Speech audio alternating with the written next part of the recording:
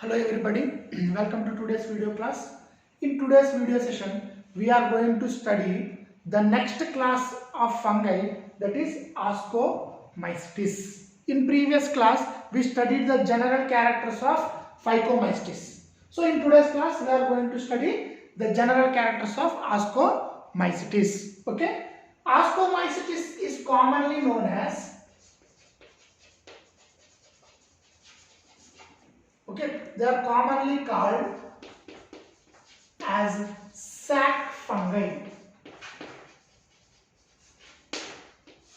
Ascomycetes are commonly called as sac fungi. In further points, we will discuss why this Ascomycetes is known as a sac fungi. Okay, so they are commonly known as a sac fungi. Next, they are most of them are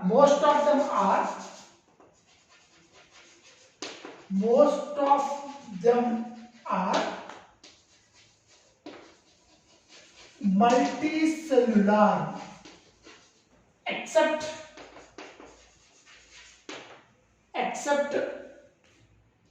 yeast, that is Saccharomyces.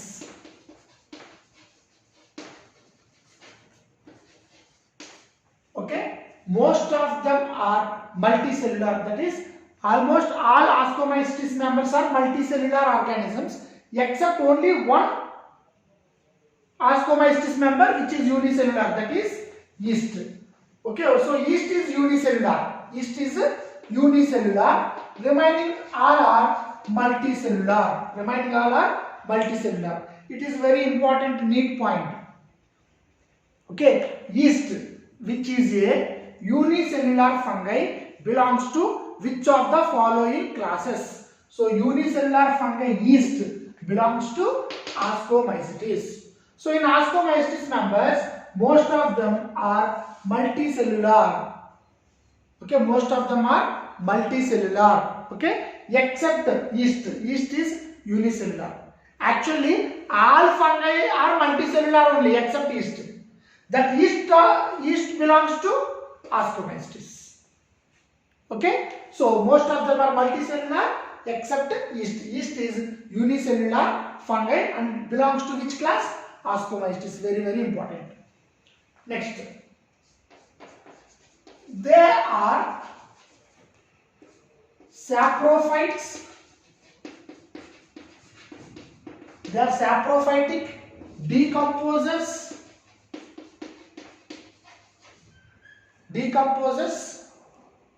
Okay, parasitic, and some are coprophilous. Okay, I am saying about the nutrition. Okay, they are saprophytic. You know very well. They feed on dead and decaying matter. If any organism feed on dead and decaying matter, that is called saprophytic. So Ascomycetes members are saprophytic. They feed on dead and decaying matter. Okay, they are decomposers. They decompose the waste material. That's why they are called decomposers. Some of them are parasitic, which lives on other organisms for food and shelter. And some are coprophilous. This is new word to you. Coprophilous means any organism which grow on dung. Cow dung, cattle dung will be there, no? Any organism which grow on dung is known as a coprophilous. Okay, so some are parasitic, some are decomposers, some are parasitic, and some are coprophilous. Next, the mycelium is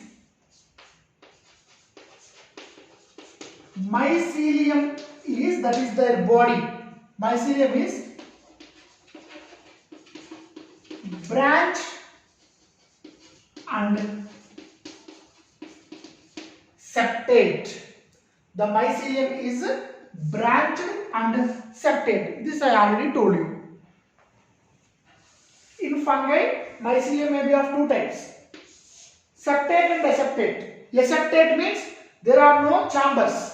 That is called septate. Septate means the mycelium is divided into many chambers. That is called septate.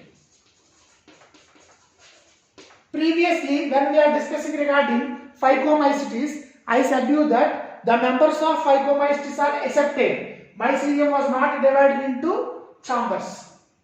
But here, in ascomycetes members, the mycelium is, their body is branched. It has many branches and septate. They have cross walls. These cross walls will divide the mycelium into many chambers.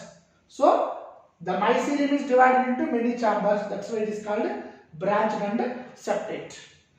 Understood? So, I hope you understood these points. I said it is commonly known as sac fungi. Next, I said almost all of them are multicellular except yeast. Scientific name of yeast is Saccharomyces. It is only the unicellular fungi and it belongs to ascomycetes. Next, what about their nutrition? Some of them are saprophytic, some of them are decomposers, some of them are parasitic, and some of them are coprophilous. It is a new word. What do you mean by coprophilous? Any organism which grow on dung is known as a coprophilous. The mycelium is branched and septate. Now let us discuss how reproduction takes place. Okay, how reproduction takes place in ascomycetes members. Now let us discuss how reproduction takes place in ascomycetes members.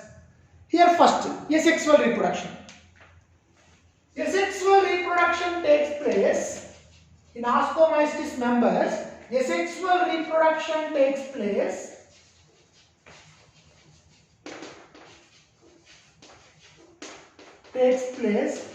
by formation of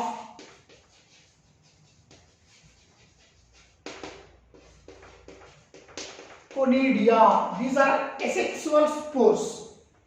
In the beginning of the class itself, I told you while explaining about the general characters of fungi, asexual reproduction takes place in fungi by formation of asexual spores. Sexual reproduction in fungi takes place by formation of sexual spores. Here, asexual reproduction takes place by formation of conidia. These are the asexual spores. Okay, and these conidia are exogenously formed. Exogenously formed on a special structure. These conidia are exogenously formed on a special structure called conidiophore. They are exogenously formed on a special structure called conidiophore. In previous video session itself, I said you what do you mean by exogenous formation. If the spores are formed outside a structure, that is called exogenous. If spores are formed inside a structure, that is called endogenous. Here I am saying you, in ascomycetes members, asexual reproduction takes place by formation of conidia. These are the spores. Now, these conidia, how they are formed? They are formed exogenously. They are formed exogenously on a special structure called conidiophore. That means, if it is the fungi,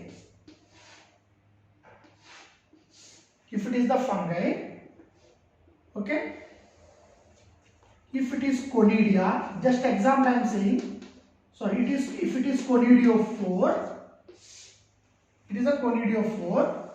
What I told you, conidia are formed exogenously. Exo means what? Outside. On the surface of this conidiophore, these conidia are formed. So these are conidia. These conidia spores are formed inside or outside? They are formed outside. That's why they are called exogenous. And they are formed wherever they want, they can't be produced. They are formed on a special structure. What is that special structure is called? Conidiophore. If these spores are formed inside the conidiophore, then we should not use the word exogenous. We should use the word endogenous. But here, the conidia are formed on the surface of conidiophore. So they are formed outside now. That's why I said these are exogenously formed. So how asexual reproduction takes place? By formation of asexual spores. What is the name of those asexual spores? Conidia. How they are formed? They are exogenous or endogenous? They are exogenous. They are formed outside. On which structure they are formed?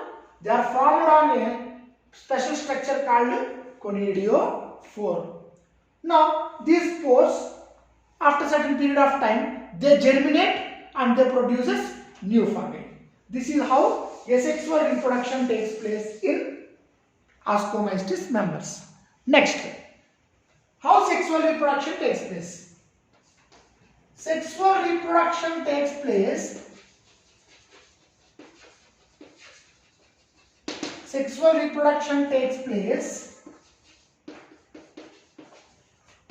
by formation of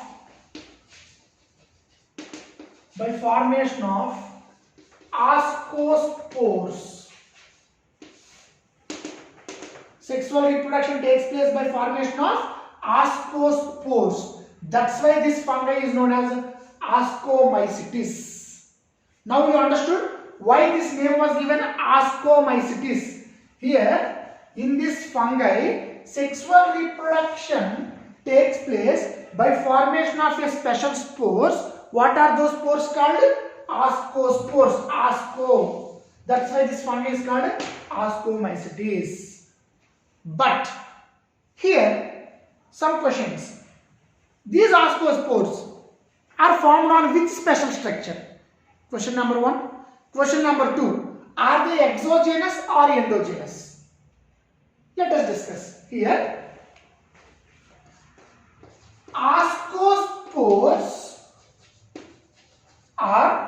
ascospores are formed endogenously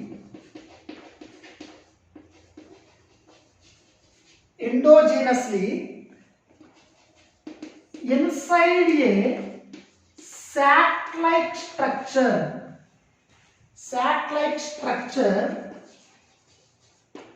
called ascus.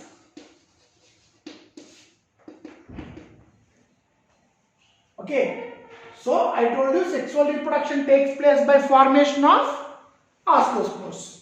Sexual reproduction takes place by formation of ascospores. And how these ascospores are formed? Are they formed endogenously or exogenously? They are formed endogenously. That means inside a special structure. Endogenously formed. Endogenously, inside which structure they are formed? They are formed inside a sac-like structure. That sac-like structure name is ascus. That's why in the beginning I used one word. Ascomycetes are commonly known as a sac fungi. Why? Because in these Ascomycetes, the ascospores are formed inside a sac-like structure. That's why it is called sac fungi. That means, you see, this is ascus. It is a sac-like structure. This is ascus. Okay, sac-like structure. Inside this ascus, ascospores are present. These are called ascospores. Okay. Now, this ascus, okay, I said you, sexual reproduction takes place by formation of ascospores. Where these ascospores are present? These ascospores are present inside a sac-like structure called ascus. Now another question, where this ascus is present? This ascus is present on a fruiting body. This ascus is present on a fruiting body. I told you, in fungi, not asexual spores, I am speaking about sexual spores. Sexual spores in fungi are formed on a special structure called fruiting body. Here also fruiting body is present. On fruiting body, ascus will be present. Ascus means sac. Inside the sac, these ascospores are present. Now, the fruiting body of Ascomycetes members have a special name called ascocarp. Okay. Once again, let me rewind the point. How sexual reproduction takes place in Ascomycetes? By formation of ascospores. How they are arranged? Exogenously or endogenously? Endogenously. That means inside. Inside which structure they are formed? Inside a special sac-like structure they are formed. Okay. That sac is known as ascus. That's why this fungi is known as sac fungi. And what is the name of the sexual spores? The name of the sexual spores is ascospores. That's why this fungi is called Ascomycetes. Why this fungi is called Ascomycetes? Because they form the sexual spores called ascospores. Why this fungi is called sac fungi? Because in this fungi, sexual spores are present inside a sac-like structure called ascus. So, sexual reproduction in this fungi takes place by formation of ascospores. These ascospores are present endogenously inside a structure called ascus. Now, where is this ascus present? This ascus is present on a fruiting body. That fruiting body name is ascocarp. That means on ascocarp, ascus is present. Inside the ascus, ascospores are present. Further, these ascospores, they germinate into new fungi. Okay, this is how sexual reproduction takes place in Ascomycetes. Now let us discuss few examples. Okay, let us discuss few examples of Ascomycetes members. Example.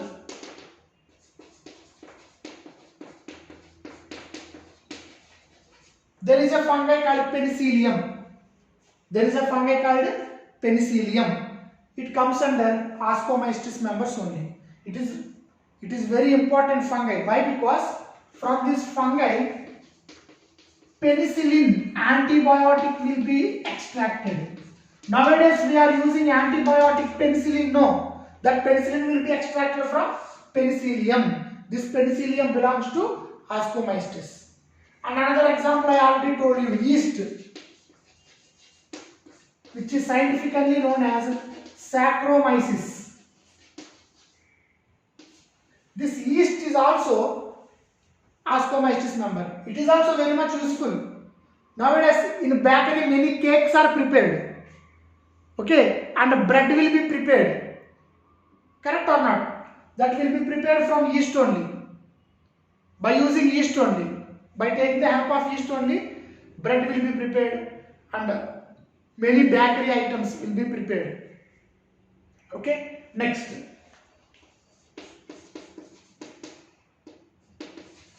Claviceps. There is a fungi called Claviceps. It also belongs to Ascomycetes only.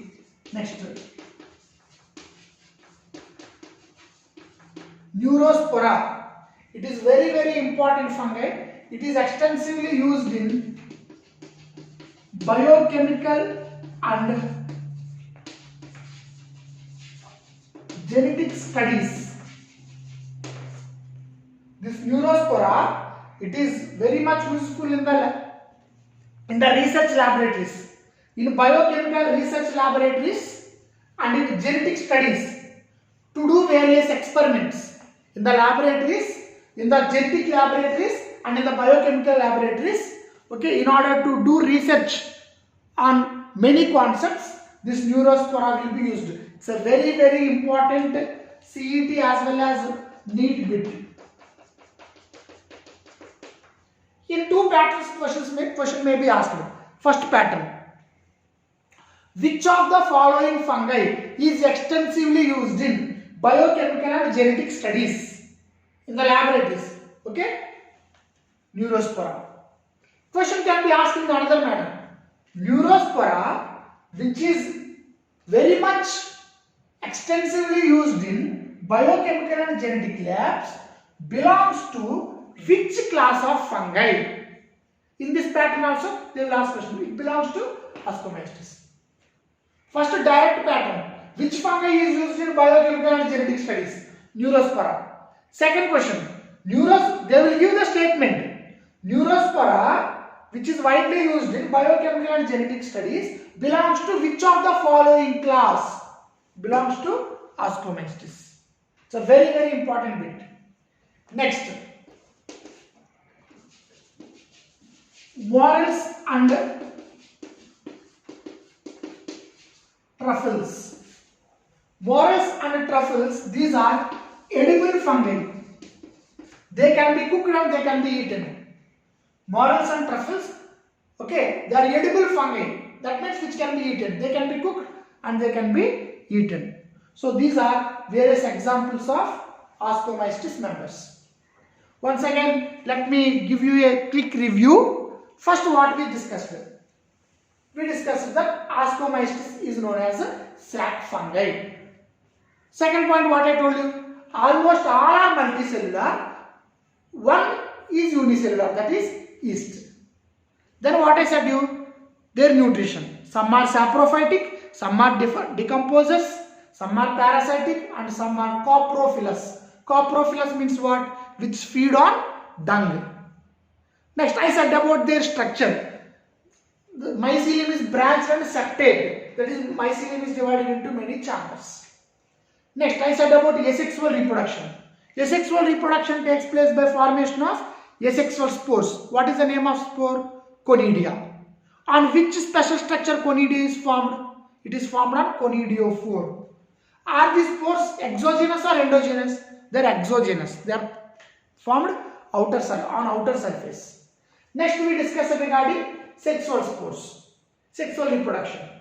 In Ascomycetes members, sexual reproduction takes place by formation of sexual spores. What is the name? Ascospores. What is the name of sexual spores? Ascospores. That's why this fungi is called Ascomycetes. Where these ascospores are present? They are present inside a sac-like structure, ascus. That's why this Ascomycetes members are commonly known as sac fungi. So ascospores are present inside a sac-like structure called ascus. That's why they are endogenous. Where is that ascus is present? That ascus is present on a fruiting body. That fruiting body name is ascocarp.